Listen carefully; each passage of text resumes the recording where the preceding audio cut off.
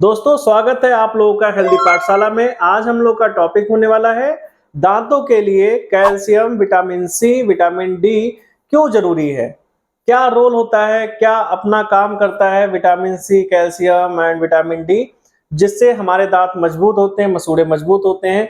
तो उसका क्या काम होता है, आज हम लोग इन्हीं सब बातों के बारे में जानेंगे। दोस्तों सबसे पहले हम लोग बात करेंगे कि कैल्शियम जो हमारे बॉडी में है उसका क्या काम होता है। तो कैल्शियम जो दोस्तों होता है हमारे बॉडी में सारी हड्डियों को, दांत को, हर चीज बनाने में उसी का काम होता है, मेन काम कैल्शियम का ही होता है।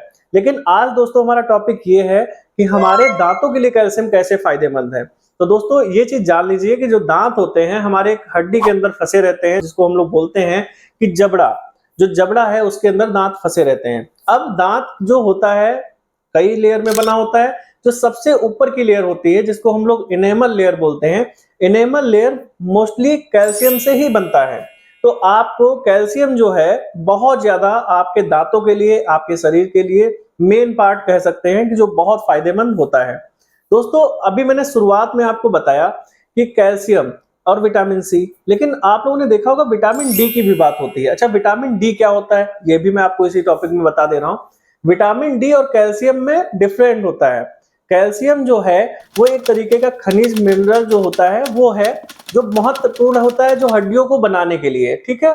और जो आपका विटामिन डी है वो एक तरीके का पोषक तत्व होता है, जो हार्मोन होता है, जो कि जो हमारा कैल्शियम होता है उसको अवशोषित करने में मदद करता है। तो दोस्तों ये दोनों चीजें अलग अलग होती हैं, इसको समझ लीजिएगा।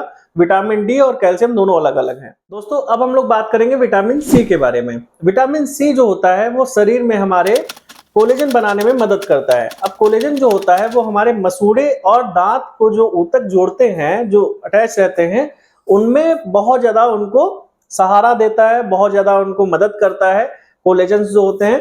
तो इस चीज के लिए बहुत ज्यादा विटामिन सी भी हमारे लिए जरूरी हो जाता है। अगर हम लोग बात करें कि अगर इनकी कमी हो जाती है तो हमें नुकसान क्या होगा, जैसे कैल्शियम की दिक्कत अगर होती है या फिर विटामिन सी की कमी हो जाती है तो हमें प्रॉब्लम क्या आने लगती है। तो दोस्तों इस चीज का जान लो कि विटामिन सी की अगर कमी होती है तो हमारे मसूड़ों से ब्लड आना शुरू हो जाता है, खून आने लगता है, हमारे मसूड़े दांत से छूटना शुरू कर देते हैं, जो कि दांत और मसूड़े के बीच में गैपिंग हो जाती है। तो ये सब प्रॉब्लम आने लगती है विटामिन सी में, जिसको हम लोग स्कर्वी भी बोलते हैं। विटामिन सी की वजह से, कमी की वजह से हो जाता है। दोस्तों कैल्शियम की अगर कमी होती है तब क्या हमें प्रॉब्लम आती है। तो दांतों की जो लेयर होती है दोस्तों, इनेमल लेयर होती है, वो बिल्कुल खत्म होने लगती है, जो कि आपको इमेज में दिख भी रहा होगा।